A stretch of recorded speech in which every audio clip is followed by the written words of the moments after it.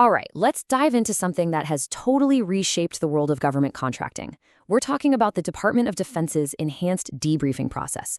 And look, this isn't just some boring paperwork update. It's a huge shift in transparency that has completely changed the game for how companies understand why they win or why they lose. So this is how contractors used to talk about the old debriefing process. I mean, can you imagine? You pour months of work and probably a small fortune into a massive proposal, only to be told you lost with basically no real explanation. It was so bad, so opaque, that companies had to file what everyone called defensive protests. They were literally suing the government just to get a straight answer on what happened. And that right there was the heart of the problem. The old system was just broken. It created this endless cycle of frustration and, frankly, inefficiency. You had contractors who felt completely left in the dark, and on the other side, the government was burning time and resources defending protests that, honestly, probably could have been avoided with just a little bit of clear communication. It was a system that bred mistrust and just wasted a ton of energy on all sides. But, things had to change. All that frustration that was building up before 2018, it finally boiled over and got Congress's attention. In 2018, they passed the National Defense Authorization Act, the NDAA, and basically said, okay, we have to fix this. It didn't happen overnight, but by 2022, the DoD had locked in all the new rules, kicking off this whole new era of transparency we're talking about today. So, what does this new era actually look like? Well, it all revolves around the Enhanced Debriefing. And trust me, it's way more than just a fancy new name. It's a genuinely powerful tool that's designed to give contractors the kind of information they always wanted, all with the goal of cutting down on those unnecessary defensive protests. And the absolute cornerstone of this new transparency is getting access to a document called the Source Selection Decision Document, or SSDD for short. For contractors, this thing is the holy grail. Seriously, it's the internal government memo where the decision maker lays out their entire thought process. They compare the proposals side by side and explain exactly why the winner was chosen as the best value. It's the why everyone was missing before. Okay, but here's where it gets really interesting. Not everyone automatically gets their hands on the SSD. The rules, which got updated with new dollar thresholds back in October 2025, set up this kind of tiered system. For the really big contracts, we're talking over $150 million. Every single company that bid gets a redacted copy, period. But in that middle range, between 15 and 150 million, it's a different story. Small businesses can request it, but the big guys can't. And that's totally intentional. It's a policy meant to help smaller firms compete. So this is about more than just getting more documents. The process itself has been beefed up. You can think of it now like a formal step-by-step playbook. And if you're a contractor, you've got to follow every single step precisely to protect your rights. And this playbook is all built around what's called the 2-day, 5-day paradigm. This is the engine that makes the whole debriefing enhanced. Here's how it works. You get your initial debriefing and the clock starts. You have exactly 2 business days to submit your follow-up questions in writing. Then the agency has 5 business days to get you their answers. Now here's the absolute crucial part. The debriefing is not legally concluded, and your protest clock doesn't actually start ticking until you receive those written answers.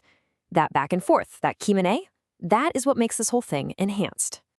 But while the playbook seems pretty clear, it is absolutely loaded with high-stakes traps. One single misstep on timing can cost a company its entire right to protest, and some recent court rulings have made these traps even more dangerous.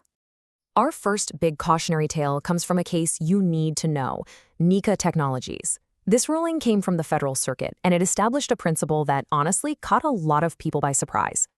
This case gave us the use it or lose it rule. Here's what happened. Nika got their debriefing, but decided not to ask any follow-up questions. They assumed the protest clock would start after that 2-day question window closed anyway. While the court said, nope, that's not how it works. The ruling was clear. If you don't use your opportunity to ask questions, the timeline doesn't get extended. The debriefing is considered over the moment you receive it. You have to actively engage to get the benefit of that extra time. And as if that wasn't tricky enough, a more recent ruling from the Government Accountability Office in the SMS data products case brought an even more subtle trap to light. And this one is a doozy because it punishes contractors for trusting the agency's own instructions. Get this. The agency made a mistake. They told SMS they had 3 days to submit questions. So SMS did what you'd expect. They followed that advice and submitted their questions on day 3. But the problem is, The actual regulation, the DFARS, is crystal clear. You get 2 business days. The GAO ruled that the regulation is absolute. An agency can't override it, even by mistake. The contractor was just out of luck, all because they followed the agency's bad advice instead of the letter of the law. So, after navigating all these new rules and all these tricky traps, we have to ask the big question: did it actually work? Did creating this more transparent, if more complex system actually achieve its goal? Well, the data is pretty compelling. Over the last decade, as these transparency rules have taken hold, total protests filed at the GAO have dropped by 32%. That's a big deal. But look at the DoD specifically. Protests there have plummeted by 48%. That is a massive decline. But here's the other side of that coin.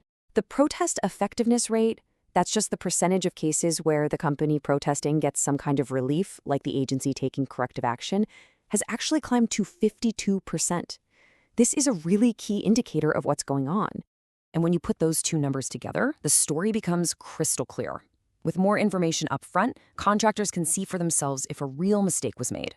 They're filing way fewer speculative, defensive protests just to get information. So the result is fewer protests are being filed overall, but the ones that do move forward are stronger and much more likely to succeed. Transparency is leading to better, more targeted litigation. And that brings us to the future. With contractors now armed with the SSDD and detailed answers before they even file a protest, a brand new question is starting to bubble up in Washington. There's this growing talk about creating enhanced pleading standards. The idea is that if you have all this information up front, you should be required to use it to make a much stronger case from day one. So while the era of the defensive protest may be over, the debate over what contractors must do with their newfound transparency, well, that's just beginning.